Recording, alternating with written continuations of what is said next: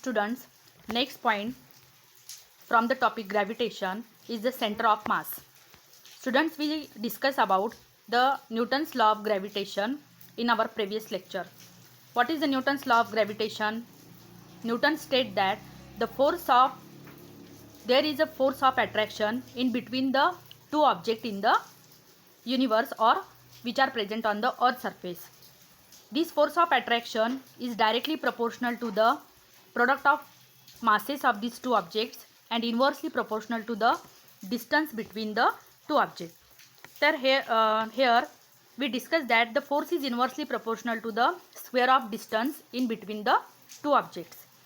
आता हा जो डिस्टन्स आपण कॅल्क्युलेट करतो किंवा कन्सिडर करतो, suppose the bodies are, that means the objects are totally spherical, then the distance between the two objects are considered from their center point. दोन object जर completely spherical असतील तर त्यांच्यामधला जो डिस्टन्स आहे तो आपण सेंटर पॉईंटमधून कन्सिडर करतो. But suppose the two objects are irregular in shape, then how can we calculate the distance in between them? So that the distance in between these two spherical bodies are calculated from their center of mass. मग हा centre of mass actually नेमकं काय आहे हे आपल्याला इथे समजून घ्यायचं. तर लक्ष द्या इकडे. What is centre of mass of an object is the point inside or outside the object at which the total mass of the object can be assumed to be concentrated. The centre of mass of the spherical objects having uniform density is at its geometrical center. The center of mass of any object having uniform density is at its centroid. आता या ठिकाणी काय सांगितलं की centre of मास म्हणजे काय असतं की सेंटर ऑफ मास हा असा एक पॉईंट असतो ऑब्जेक्टमध्ये की ज्या ठिकाणी त्याचा टोटल मास कॉन्सन्ट्रेट आहे असा जो पॉईंट अज्युम केला जातो त्याला आपण सेंटर ऑफ मास असे म्हणतो. जर बॉडी ही कम्प्लिटली स्पेरिकल असेल, कम्प्लिटली युनिफॉर्म डेन्सिटी त्या बॉडीची असेल तर तिचं सेंटर ऑफ मास तिच्या सेंटरमध्ये असतो, त्या पॉईंटला आपण सेंट्रॉइड म्हणतो. But if the bodies are irregular in shape, then the center of mass is considered inside the point anywhere on the surface of the body. समजा जर बॉडी ही इरेग्युलर शेपची आहे तर तिचा सेंटर ऑफ मास आपण त्या बॉडीच्या आतमध्ये कन्सिडर करतो किंवा तिच्या आउटसाईडमध्ये सुद्धा आपण कन्सिडर करत असतो.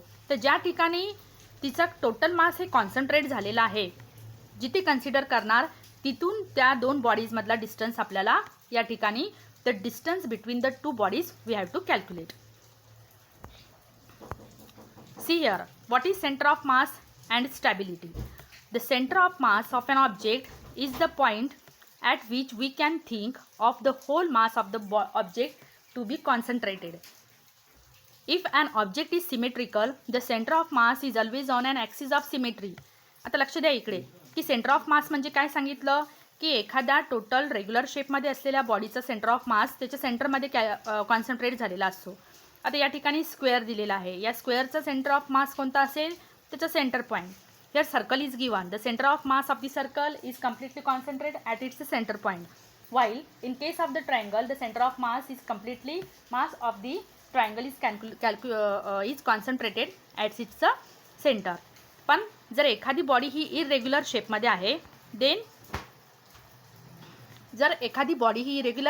आहे then center of mass, this is the point, can be considered inside or outside of the center.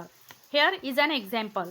समजा आता हे पिक्चर दिलेलं आहे, या पिक्चरमध्ये दोन मुले आहेत, एक छोटी मुलगी दिसते आणि इथे हा मुलगा दिसतोय.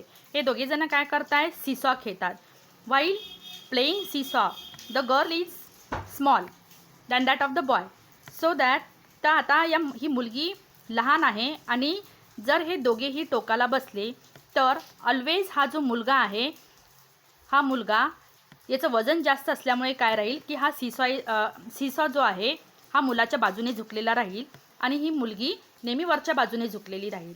तर या दोघांमधला मास जो आहे आपल्याला इक्वल करण्यासाठी the boy have to come near to this fulcrum.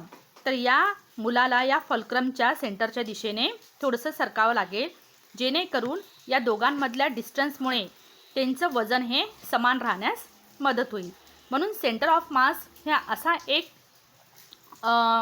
एक संकल्पना आहे की ज्या ठिकाणी आपण काय म्हणू शकतो की जो टोटल मास आहे त्या बॉडीचा त्या पॉईंटला कॉन्सन्ट्रेट झालेला आहे.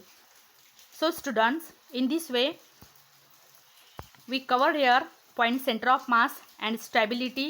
Then we will discuss about uniform circular motion and centripetal force in our next video. Share this video with your maximum friends and subscribe the DD Educational Academy. Thank you.